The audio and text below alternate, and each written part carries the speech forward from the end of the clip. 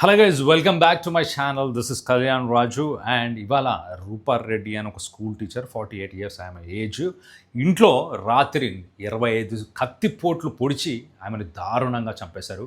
అసలు ఈ రూపారెడ్డి ఎవరు, ఎలా జరిగింది ఈ ఘటన, అన్ని డీటెయిల్గా మాట్లాడుకునే ప్రయత్నం చేద్దాం. ఎస్, మీరు ఎవరైతే నా ఛానల్ చూస్తున్నారో for real news, real fast subscribe చేయండి. అలాగే డీటెయిల్స్లోకి వెళ్తే ఈ ఘటన ఎప్పుడు జరిగిందంటే బుధవారం రోజు ఈ ఘటన వెలుగులోకి వచ్చింది. దానికి ముందు ఒక 4 days ముందుకు వెళ్దాం. అక్కడ నుంచి స్టోరీ అంతా ఏం జరిగిందో మీకు డీటెయిల్గా చెప్పే ప్రయత్నం చేస్తాను.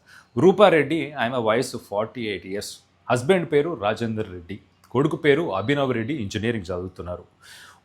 నల్గొండలోని ఒక విలేజ్, ఒక మండలంలో నల్లమల్లేపల్లి అనే ఒక మండలం, అక్కడ జేబీ కాలనీలో వీళ్ళు ఒక ఇల్లు తీసుకొని, సొంత ఇల్లు ఉంది, ఆ ఇంట్లో వీళ్ళు ఉంటున్నారు. అలాగే అదే నల్లమల్లపల్లి అనే మండలంలో వీళ్ళకంటూ ఒక స్కూల్ ఉంది. ఆ స్కూల్లో కూడా పార్ట్నర్స్ ఉన్నారు. రూపారెడ్డి ఆ స్కూల్కి డైరెక్టర్గా వర్క్ చేస్తుంది. అయితే రూపారెడ్డి అలాగే రాజేందర్ రెడ్డి వీళ్ళిద్దరు సాటర్డే రోజు, సరే ఒక 3 రోజు హాలిడేస్ వస్తున్నాయి, సాటర్డే, సండే, మండే బోనాలు అందరం సెలబ్రేట్ చేసుకున్నాం, తెలంగాణ మొత్తం అందరికి తెలిసిన విషయమే. సో మొత్తం మీద 3 days హాలిడేస్ వస్తున్నాయి కదా, అభినవ్ హైదరాబాద్లో ఉన్నాడు కదా అని చెప్పి హైదరాబాద్కి వచ్చారు. మొత్తానికైతే హైదరాబాద్లో కూడా వీళ్ళకి ఒక సొంత ఇల్లు ఉంది. రూపారెడ్డి, హస్బెండ్ రాజేందర్ రెడ్డి, అలాగే కొడుకు అభినవ్ రెడ్డి, ముగ్గురు ఫ్యామిలీ టైంని స్పెండ్ చేసినారు. అంతా బాగానే ఉంది, అక్కడ దాకా బాగానే ఉంది. సో రాజేందర్ రెడ్డి ఉండి, నాకు ఇంకా పని అవ్వలేదు, ఇక్కడ కొంచెం పని ఉంది, ఒక పని చేయి, నువ్వే మళ్ళీ నల్గొండకి వెళ్ళిపోయి అక్కడ స్కూల్ పని నువ్వు కంటిన్యూ చేయి అని చెప్పి హస్బెండ్ వైఫ్కి చెప్పిండు. హస్బెండ్ వైఫ్కి చెప్తే రూపారెడ్డి వెళ్ళింది. ట్యూస్డే రోజు స్కూల్కి వెళ్ళింది, స్కూల్ అటెండ్ అయింది. స్కూల్లో ఆయన ఫిక్స్డ్ టైమింగ్స్, ప్రతిరోజు అదే టైమింగ్స్. అంటే మార్నింగ్ వెళ్తుంది, మార్నింగ్ వెళ్ళి ఈవినింగ్ 6:30 దాకా స్కూల్లోనే ఉంటుంది. 6:30 దాకా స్కూల్లో ఉండి 6:30 తర్వాత ఇంటికి వెళ్తుందంట. సో స్కూల్కి జేబీ కాలనీలో వీళ్ళ ఇంటికి పెద్ద దూరం ఏం లేదు, దగ్గరలోనే అంట మొత్తం మీద. సో అయితే ట్యూస్డే రోజు ఏం జరిగింది, ట్యూస్డే 6:30కి కాదు, ఈవినింగ్ 5 o'clock వెళ్ళిపోయింది.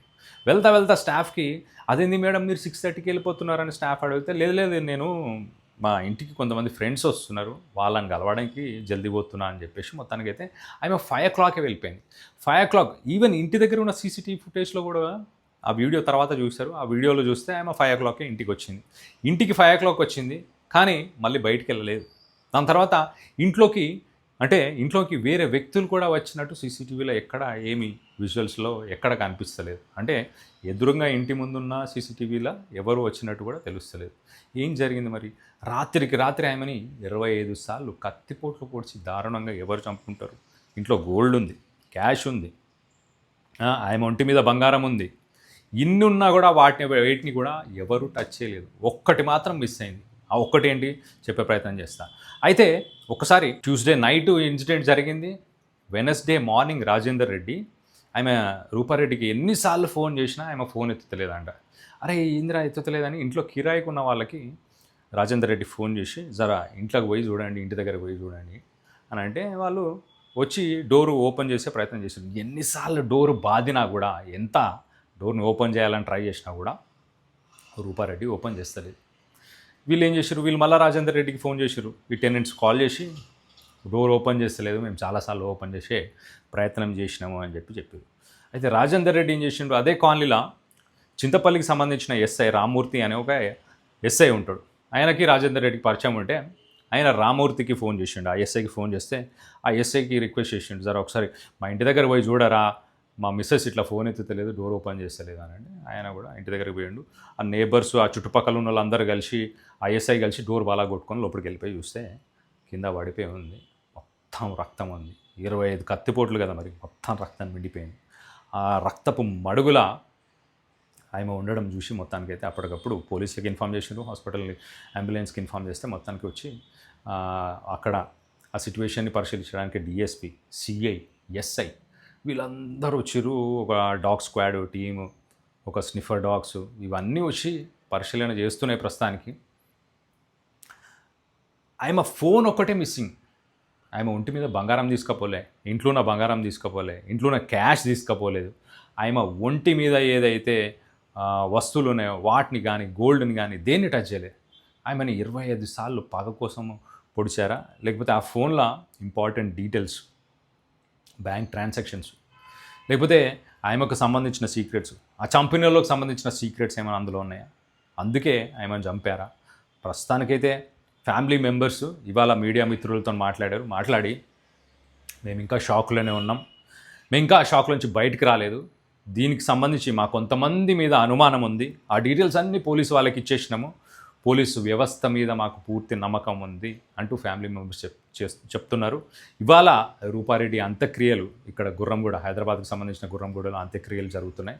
మరి 1-2 డేస్లో ఆల్రెడీ ఇప్పుడు ప్రస్తుతానికి ఎస్పీ ఏం చెప్తున్నాడంటే, పోలీసులు ఏం చెప్తున్నారనంటే, ఒక ముగ్గురు అనుమానితులను అయితే ఆల్రెడీ మేము అరెస్ట్ చేశామంటున్నాం. ఆ ముగ్గురు ఎవరు, వాళ్ళ డీటెయిల్స్ ఏం చెప్పలేదు, కానీ ఖచ్చితంగా ఈ కేసుని ఛేదిస్తాము, రూపారెడ్డి ఫ్యామిలీ మెంబర్స్కి న్యాయం చేస్తాము అంటూ పోలీసులు చెప్తున్నారు. ఈవెన్ ఫ్యామిలీ మెంబర్స్ కూడా మాకు ఫుల్ నమ్మకం ఉందని చెప్తున్నారు. మీరేమంటారు? రూపారెడ్డి ఈ రూపారెడ్డిని చంపిన వ్యక్తులు ఎవరు అనుకుంటున్నారు?